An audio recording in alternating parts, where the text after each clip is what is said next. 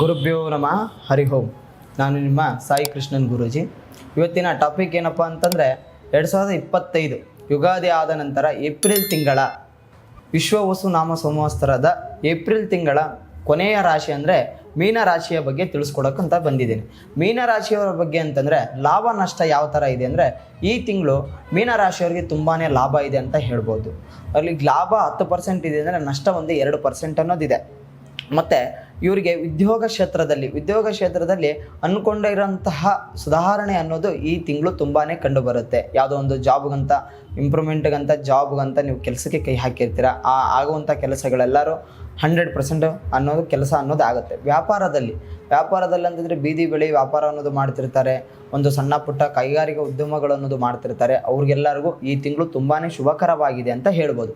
ಶಿಕ್ಷಣದ ವಿಚಾರದಲ್ಲಿ ಈ ತಿಂಗಳು ತುಂಬಾ ಒಳ್ಳೆಯದಾಗಿದೆ, ತುಂಬಾ ಪ್ರಗತಿಕರವಾಗಿದೆ ಅಂತ ಹೇಳ್ಬೋದು. ಆರೋಗ್ಯದ ವಿಚಾರದಂದರೆ ಸ್ವಲ್ಪ ಏರುಪೇರುಗಳು ಅನ್ನೋದು ಆಗುತ್ತೆ. ಅಂತಂದರೆ ಅಂದುಕೊಂಡಷ್ಟು ಆದಂತಹ ಆರೋಗ್ಯದ ವಿಚಾರದಲ್ಲಿ ಕೆಟ್ಟದ್ದು ಅನ್ನೋದು ಇಲ್ಲ.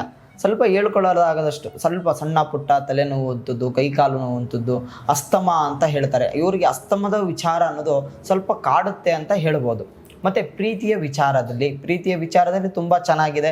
ಮತ್ತು ಗಂಡ ಹೆಂಡತಿ ವಿಚಾರದಲ್ಲಿ ತುಂಬ ಚೆನ್ನಾಗಿದೆ.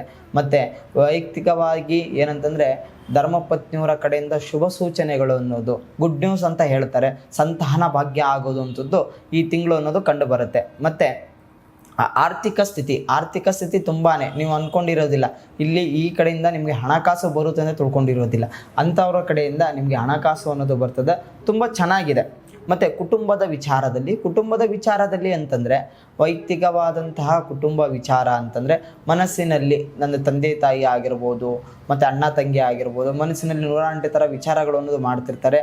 ಅವರ ಕಡೆಯಿಂದ ಒಳ್ಳೆಯ ವಿಚಾರಗಳು ಅನ್ನೋದು ತುಂಬ ಚೆನ್ನಾಗಿದೆ. ಮನೆಯಲ್ಲಿ ಸ್ವಲ್ಪ ಕಲಹಗಳು ಅನ್ನೋದು ತುಂಬ ಉಂಟಾಗುತ್ತೆ. ಆ ಕಲಹಗಳ ಬಗ್ಗೆ ಸ್ವಲ್ಪ ಯೋಚನೆ ಮಾಡಬೇಕು. ಮೀನರಾಶಿಯವರು ಸ್ವಲ್ಪ ಯೋಚನೆ ಮಾಡಬೇಕು.